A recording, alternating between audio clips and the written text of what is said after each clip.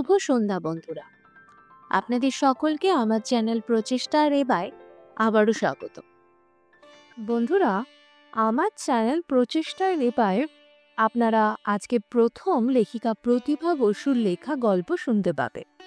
বন্ধুরা, আজকে যে গল্পটি আপনাদের শোনাতে চলেছি সেই গল্পটি আমার কাছেও আজকে নতুন। তাহলে আসুন একসাথে শুনে নেওয়া যাক লেখিকা প্রতিভা বসুর লেখা একটি ছোট গল্প, সেই দিন সকালে। শুরু করছি আমার আজকের নিবেদন, সেই দিন সকালে।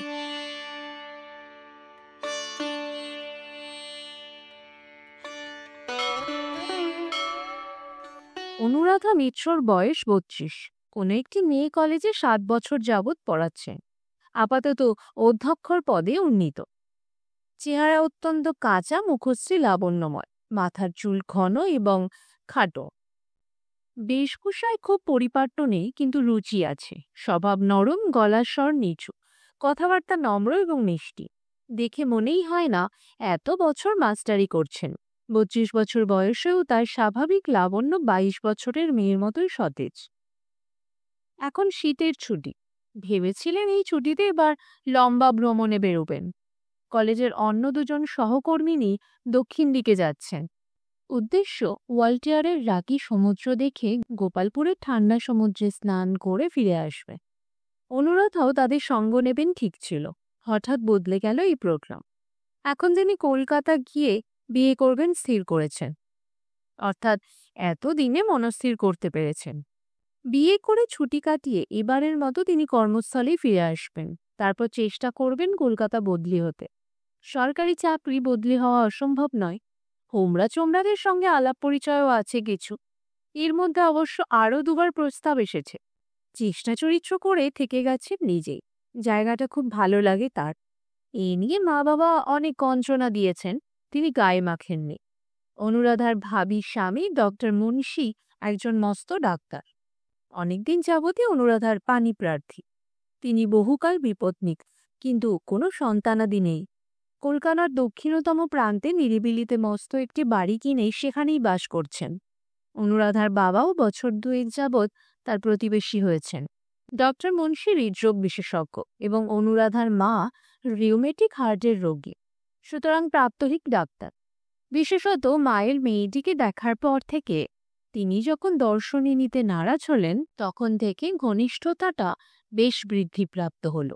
ইদানিং বাড়ির মানুষ ছুটি ছাটায় কলকাতা থেকে সর্বদাই অনুরাধার সঙ্গে দেখা হয়। মুখ চোখে যথেষ্ট প্রেমভাব ফুটিয়ে রাখেন। অনুরাধা এড়িয়ে চলেন। তা বলে অনুরাধার চেয়ে অন্য কোনো প্রেমিক আছে তা নয়। আসলে বিয়েতেই তার উৎসাহ কম। কেন কম তার কোনো সঙ্গত কারণ আছে বলে মনে হয় না। অনুরাধার মা বলে, বইয়ের পোকা বই নিয়েই মত্ত থেকে থেকে আর কোনো দিকে তাকাতে পারল না। কথাটা সম্ভবত সত্যি। অনুরাধা ছেলেবেলা থেকেই পড়াশোনায় 1 নম্বর। সব পরীক্ষাতেই তার কৃতিত্ব উল্লেখযোগ্য রকমের ভালো। এমএ পাশ করে বৃত্তি নিয়ে ক্যালিফোর্নিয়ার কোনো বিশ্ববিদ্যালয় থেকে 25 বছর বয়সে ডক্টরেট হয়ে ফিরে এসেছেন। এসে থেকেই উত্তর বাংলার বাসিন্দা। অনুরাধার আরও 2টি বোন আছে। তারা দুজনেই বিবাহিত, দুজনেই সন্তানের জননী। দ্বিতীয় বোনটি অনুরাধার 5 বছরের ছোট, তার পরেরটি 3 বছরে। দুজনেই বিয়ে পাশের ওপরে আর ওঠেনি। মা বাবাও টানেননি, বরং ভেবেছেন এদের ওপর খরচ করে পণ্ডশ্রম ছাড়া যখন আর বিশেষ কিছু হবার নয়, তখন সুবিধে মতো পেলে বিয়ে দিয়ে দেওয়াই ভালো। 3 বোনের মধ্যে সব দিক থেকেই অনুরাধা শ্রেষ্ঠ। লেখাপড়ায় তো বটেই, চেহারা চরিত্রেও তার সঙ্গে অন্য বোনেদের তুলনা হয় না। অনুরাধা শান্ত, বাধ্য এবং মা বাবার মতে মা বাবার দুঃখ বোঝেন। অনুরাধাকে তারা বলেন তাদের উপযুক্ত ছেলে। একসময় অনুরাধার অনুরাগীদের সংখ্যা অগণ্য ছিল, এখনো নগণ্য নয়। কিন্তু অনুরাধাও যেমন তাদের ধরাছোঁয়ার বাইরেই নিজেকে সরিয়ে রেখেছেন, তার মা বাবাও মেয়ের সেই অস্বীকারকে মেনে নিয়ে পরোক্ষে অবিবাহিত থাকতে উৎসাহ দিয়েছেন। এই যোগ্য সন্তানটির উপার্জন তার বাবার আয়ের সঙ্গে মিলিয়ে সংসারকে যথেষ্ট সচ্ছল করেছিল। অনুরাধার মা অন্য 2টি মেয়েকে ভালোভাবে মানুষ করতে পেরেছিলেন অক্লেশে, সুতরাং বিয়েও দিতে পেরেছেন। অবশ্য অন্য দুই মেয়ের বিয়ের আগে তারা যে বড় মেয়ের বিয়ের কথাও না চিন্তা করেছেন তা নয়, তবে তেমনভাবে নয়। বলেছেন, এমন মেয়ের জন্য কি ইচ্ছে করলেই মনমতো পাত্র পাওয়া যায়? তাছাড়া মেয়ে নিজেই যখন মাথা পাচ্ছে না। কিন্তু এখন তারা খুব ব্যস্ত। ডক্টর মুন্সির মতো একজন শাসালো পাত্রকে তারা আর হাতছাড়া করতে নারাজ। বলতে গেলে মা এখন রীতিমতো কান্নাকাটি শুরু করেছেন। বলছেন, তুই যদি এমন করিস তবে আমি বাঁচব না। বয়স তোর ৩২ পূর্ণ হয়ে গেল, এখনো যদি বিয়ে না করিস তবে আর কবে করবি? মেয়েদের মা হবারও তো একটা নির্দিষ্ট বয়স আছে, সেই সময়টাকেও তো ধরবি। মায়ের অন্য কান্নাকাটিগুলো তেমন সইনি অনুরাধাকে। খুব অন্যায়ভাবে মনে হয়েছে মা বাবা সবসময় নিজেদের কথা ভেবেই কথা বলেন। পাশের বাড়িতে ডাক্তার জামাই বাস করা মানেই চিকিৎসার সুবিধে, আর এত কাছে অনুরাধার মতো যে মেয়েকে তারা ছেলে বলেন, সেই মেয়েকে রাখতে পারা মানেই বিপদ আপদ প্রয়োজন বৃদ্ধ বয়সে সবকিছুরই নিশ্চিন্ত নির্ভর। কেননা অনুরাধা বিয়ে করুন চাই না করুন, এর আগে তারা কোনোদিন এত পীড়াপিড়ি করেননি। অথচ এর চেয়ে বা এর সমতুল্য সুপাত্র অনেকবার এসেছে গিয়েছে। কিন্তু শিশুর কথাটা প্রাণে লেগেছে অনুরাধার। শিশুদের ভীষণ ভালোবাসেন তিনি, একসময় বোনেদের কম করেননি, বিশেষত ছোট বোন দেবযানীকে। জানু বলতে পাগল ছিলেন। এখন জানুর গাপ্তা গোপ্তা বছরখানেকের ছোট ছেলেটাকে দেখেও মনটা বেশ উদ্বেল হয়ে ওঠে। বলেছিলেন, তোর তো ঘন ঘন দুটো, এটাকে দে, আমি পুষিনি। হেসে হেসে আদর করে চুমু খেতে খেতে ঠাট্টা করেই বলেছিলেন, কিন্তু সত্যি যদি জানু দিতে রাজি থাকত কি করতেন বলা যায় না। অবশ্য কথা ঠিক, ৩২ পূর্ণ ৩৩ বছর বয়সের একজন মেয়ে এমন কিছু বয়স্ক নয় যে সন্তান জন্মাবার নির্দিষ্ট বয়সের শোকে এখন মাথায় হাত দিয়ে বসতে হবে। তবে শেষ পর্যন্ত যদি বিয়ে করতেই হয় এবং সন্তানের কথাটা নিতান্ত গৌণ বলে ভাব না যায়, তাহলে এখন থেকেই সচেষ্ট হওয়া ভালো।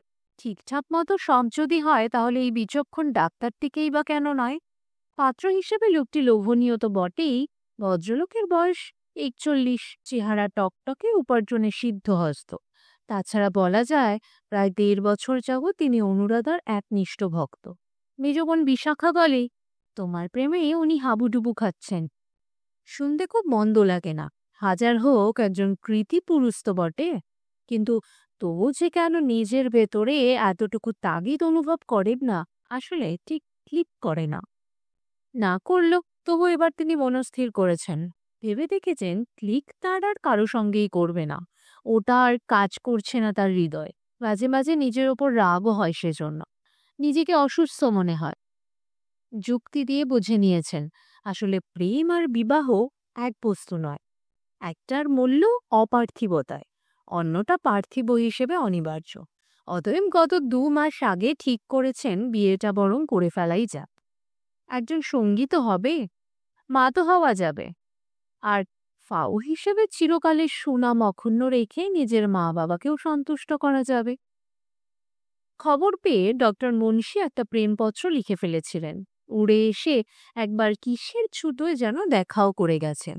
তখনও খুঁটিয়ে খুঁটিয়ে বিচার করে আপত্তি করবার কোনো কারণ ঘটেনি।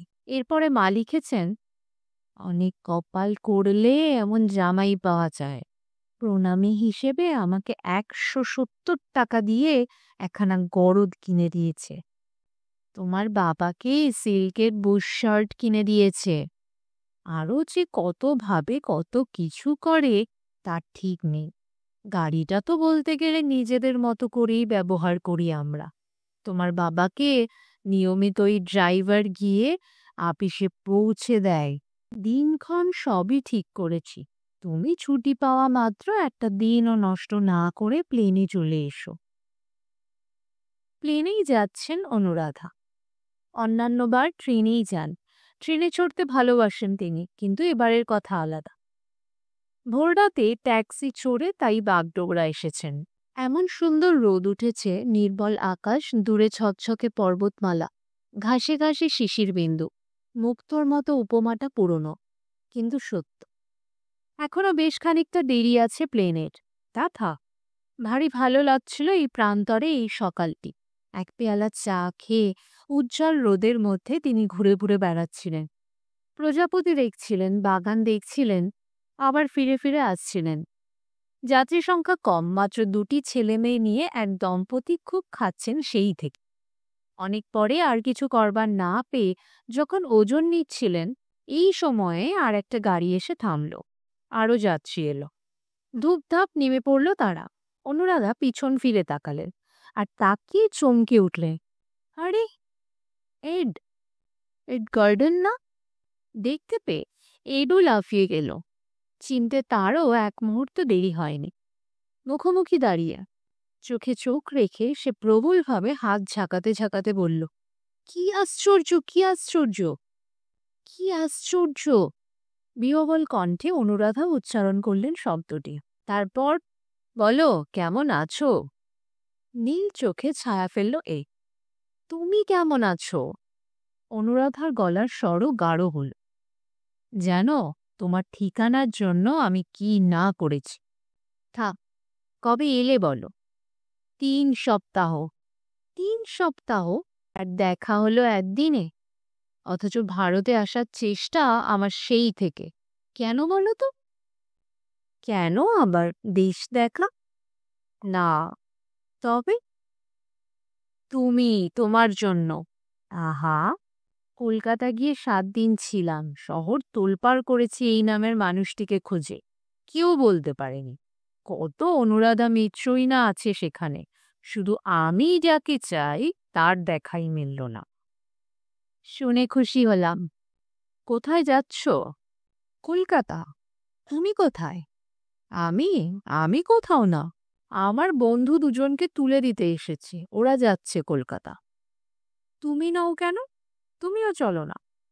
মেয়াদ ফুরিয়ে গেছে, 3 দিন হলো দার্জিলিং পাহাড়ে আছি, কাল নেপাল যাব। তারপর? তারপর সপ্তাহের শেষে স্বদেশে প্রত্যাবর্তন। আবার হাত বাড়িয়ে দিল এইট। কি ভালো লাগছে তোমাকে দেখে, কি সুন্দর দেখাচ্ছে তোমাকে। তুমি ঠিক তেমনই আছো, আরো আরো আরো বেশি সুন্দর হয়েছ। হঠাৎ বুকের মধ্যে 7 বছর আগেকার মতো একটা কম্পন অনুভব করে স্তব্ধ হলেন অনুরাধা। তিনি লাল হয়ে উঠলেন।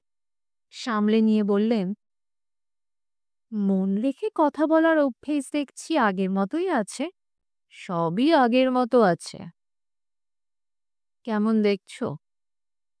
কেমন আর, সেই চিরাচরিত এই, তেমনি ছটফটে ফুর্তিবাজ হন্তদন্ত এ। অনুরাধা তাকিয়ে থেকে অন্যমনস্ক হলে। লস এঞ্জেলসের দিনগুলির কথা মনে পড়ে গেল। সেই নিঃসঙ্গ নির্বান্ধব প্রবাসে এই ছেলেটি একদিন পৃথিবীর সমস্ত নির্যাস এনে ঢেলে দিয়েছিল। কি ভাবছ? কিছু না। আমাদের ইউনিভার্সিটি ক্যাম্পাসটা মনে আছে তোমার? খুব। সেই যে ছোট্ট একটা তৈরি জঙ্গল ছিল, তৈরি শাঁকও ছিল, তলায় নুড়ি ফেলা ফেলা জল। তুমি আর আমি প্রায়ই ইচ্ছে করে পড়ে যেতাম সেই জলে। তুমি এখন কি করছো? দাড়ি টাড়ি রেখেছি, ঘুরে ফিরে বেড়াচ্ছি। মাঝে পিমকোরের সঙ্গে চলে গেলাম আফ্রিকা। তোমার গান বাজনা, ছবি? দরকার মতো তাও কাজে লাগাই। অভাবে পড়লেই বাজাই, গাই, পথে ঘাটে ছবি আঁকি বসে বসে। বিট না হিপি? দুটোর একটাও না, বলতে পারো ভবঘুরে। ভবঘুরে হতে গেলে কেন? একটা উদ্দেশ্য ছিল। কি? একজনের ওপর প্রতিশোধ। প্রতিশোধ? নিজেকে আমি খড়কুটোর মতো ঝড়ে উড়িয়ে দেখতে চেয়েছি, কোথায় গিয়ে পড়ি। কোথায় গিয়ে পড়লে? একেবারে লক্ষ্যভেদ। দেখছো না কেমন মুখোমুখি দাঁড়িয়ে আছি। আমার কথা যেন কত মনে ছিল তোমার। ছিল না? ছিল। ছিল? কি প্রমাণ চাও? এইট। বলো। কালকে যেতেই হবে? যেতেই হবে। কেন? আমার কর্তারাই আইটিনারি ঠিক করে দিয়েছেন, আর তার নড়চড় হওয়ার উপায় নেই। কর্তারা মানে? আমার কি ডলার আছে যে আমার ভ্রমণপঞ্জি আমি তৈরি করব? ছলে বলে কৌশলে ভক্তবান্ধবদের পটিয়ে পাঠিয়ে কত কাণ্ড করে যে 3 সপ্তাহের জন্য এসেছি, তার ব্যাখ্যা শুনিয়ে আর এই মূল্যবান সময় নষ্ট করতে চাই না। এখানে কোথায় থাকো বলো? শহরের নাম বললে কি চিনবে? আর চিনেই বা কি হবে, তোমার প্লেন তো উড়লো বলে। আজ খুব লেট হচ্ছে, বোধহয় কিছু যান্ত্রিক গোলযোগ ঘটেছে। আরো লেট হোক, আরো গোলযোগ ঘটুক, প্লেনটা একদম অকেজো হয়ে যাক, ইচ্ছে করছে গুলি মেরে ওটাকে ফুটো করে দিয়ে আজ। ববির খবর কি? নীলির সঙ্গে ওর বিয়ে হয়েছিল? হলো গেল, আবার বিয়ে করলো। আর হ্যারি, তার প্রেমিকা তো তোমারও প্রেমিকা ছিল। এর চোখ টিপল। ছিল বুঝি? আর হ্যারি তোমার ছিল না? হিংসু।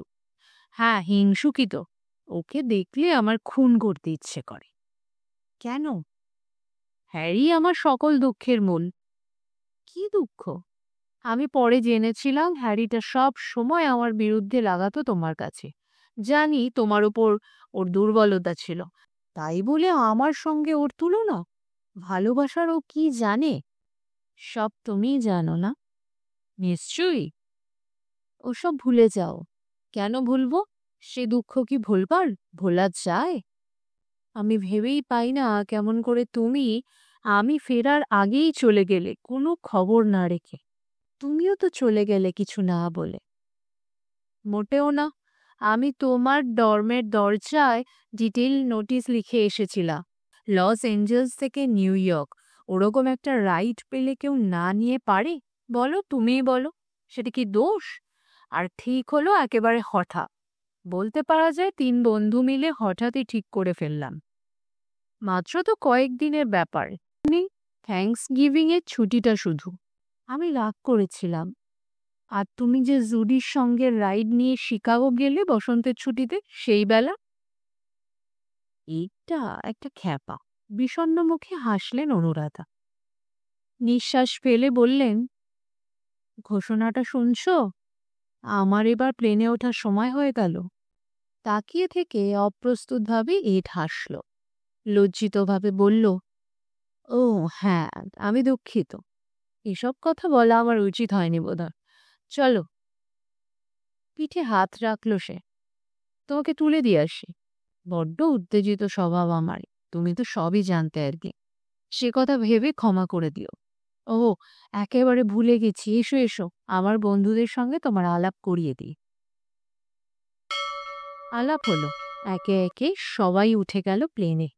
বাইরে চুপচাপ দাঁড়িয়ে রইল এড, লস এঞ্জেলসের বিখ্যাত ছাত্র, বিখ্যাত গায়ক বাদক, কন্দর্পকান্তি এইড গর্ডন, যাকে ছাড়া কোনোদিন কোনো ফুর্তি জমত না, কোনো বনভোজনে উৎসাহ থাকত না, কোনো মেয়ের মন উঠত না, যাকে একদিন অনুরাধা ভালোবেসেছিল, যাকে অদেও কিছুই ছিল না, যাকে দেখে আজ এতদিন বাদেও বুকের মধ্যে সেই 22-24 বছরের হৃৎপিণ্ডটা সজোরে দোল খাচ্ছে। সরলভাবে সব চিঠিতেই মাকে তিনি ওর কথা লিখতেন, ওর গুণপনার কথা সবিস্তারে জানাতে। মা জবাবে শুধু হুঁ হাঁ সায় দিয়ে যাওয়া ছাড়া আর কিছু করতেন না। না, অনুরাধাও তাই বলে তখন এমন কথা কখনো ভাবেননি যে এক্ষুনি বিয়ে করতে হবে। দুজনেরই ছাত্রজীবন, দুজনেরই বয়স অল্প, দুজনেরই সামনেই আসার সমুদ্র। প্রথম বছর গিয়েই কিন্তু আলাপ হয়নি, শুধু চলতে ফিরতে চোখাচোখি। একদিন গরুর মাংস খাওয়া নিয়ে খুব তর্ক করেছিল কয়েকটি ভারতীয় ছাত্রের সঙ্গে।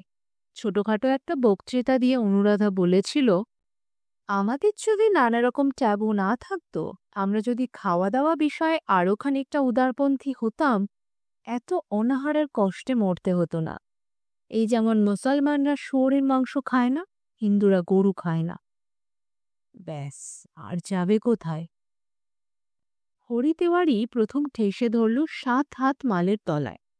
তারপরেই একসঙ্গে সব ভারতীয় বেগাল ডেকে শেষ দিয়ে হেসে নানা রকম মন্তব্যে অনুরাধাকে কাঁদিয়ে ছাড়ল এক ঘর ছেলে মেয়ের কাছে। আর সেই সময়েই 23 বছরের জন্মদিনে 23টি টাটকা রক্তগোলাপ হাতে নিয়ে নায়কের প্রবেশ।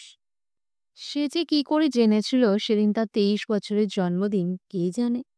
ইটালিয়ান বন্ধু মারিয়া বলেছিল, এ ছেলের সাংঘাতিক স্মরণ শক্তি। কথা প্রসঙ্গে আমি মার্চ মাসে বলেছিলাম, আনু আর আমি 5 মাসের ছোট বড়। আমার জন্মদিন অমুক তারিখে আর অনুর অমুক তারিখে। ঝাপসা চোখে হেসে অনুরাধা গ্রহণ করেছিল সেই ফুল। তারপর ইট তাকে আর মারিয়াকে নিয়ে খেতে গেল একটা হোটেলে। শনিবারের বিকেল ছিল। গাড়ি করে চক্কর দিল দিদিকে। বলল, মারিয়া, আমার মরে যেতে ইচ্ছা করছে। মারিয়া বলল, কেন? সুখের আতিশয্যে। মারিয়া হাসতে হাসতে বলল, জানি জানি এড গার্ডেনের সুখের উৎসটা কোথায়। সেই সময় অনুরাধার মনেও আর কোনো দুঃখ ছিল না। বিকেলবেলাকার অপমানের জ্বালা কখন যেন জুড়িয়ে গিয়েছিল। ভারতীয় ছাত্ররা তারপরেও তাকে অনেক জ্বালিয়েছে। বিদেশে এসে দেশের নিন্দে করছে, এই অপরাধে বয়কট করেছে, মাতাহারি নাম দিয়েছে। কিন্তু সব দুঃখ নিরসন করে দিয়েছে এড। তার হৃদয় ভরা ভালোবাসার স্রোতে সব ভাসিয়ে দিয়েছে। বিদেশে পড়তে এসে একটি বিদেশি ছেলের প্রতি এই অনুরাগ শান্ত ভীরু। মা বাবার বাধ্য অনুরাধার মনে সর্বদাই একটি ভয়ের শিখা জ্বালিয়ে রাখত।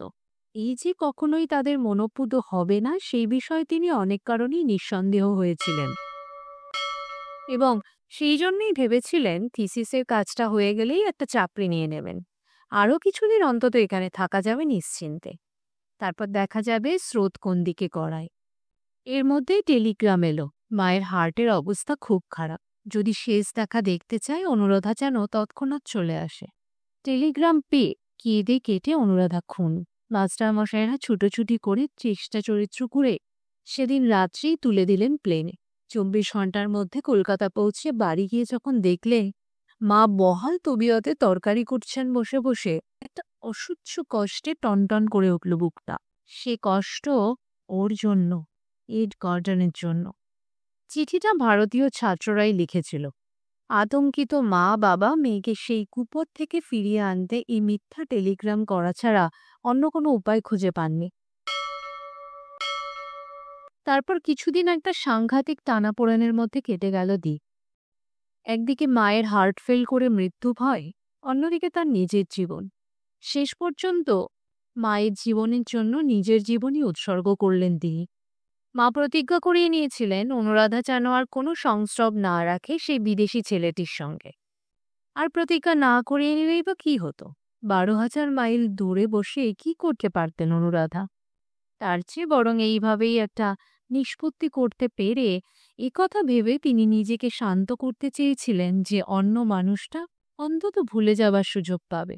সুযোগ অবশ্য অনুরাধাও পেয়েছিলেন বইকি, নইলে এই 7 বছরের প্রথম বছরটা বাদ দিলে কদিন তিনি মনে করেছেন ওকে। সত্যি ভুলে গিয়েছিলেন, সত্যি সব দাগ মুছে গিয়েছিল।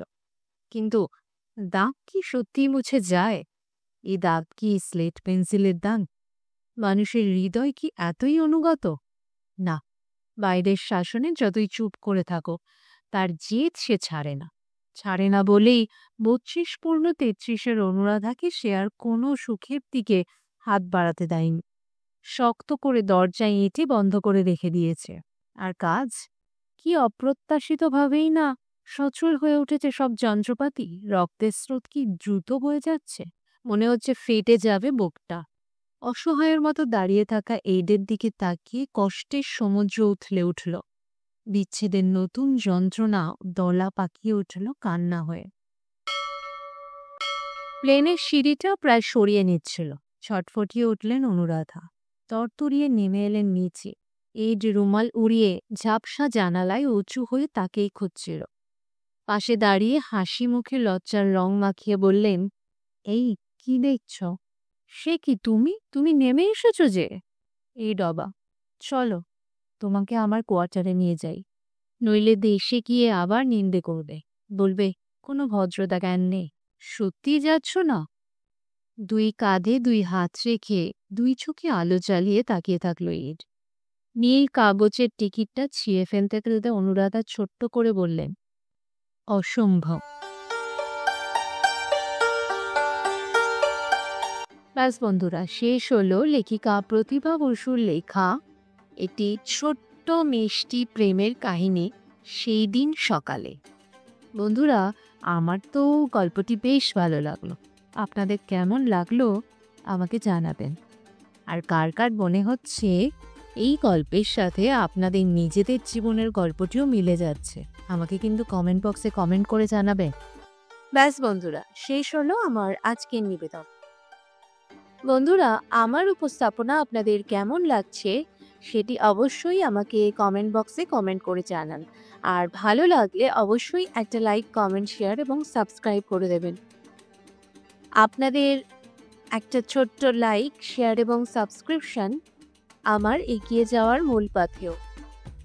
দেখা হবে পরবর্তী দিনে একটি নতুন গল্প নিয়ে। আপনারা সবাই ভালো থাকুন, সুস্থ থাকুন এবং অবশ্যই সাথে রাখুন আমার চ্যানেল প্রচেষ্টায় রেবাকে।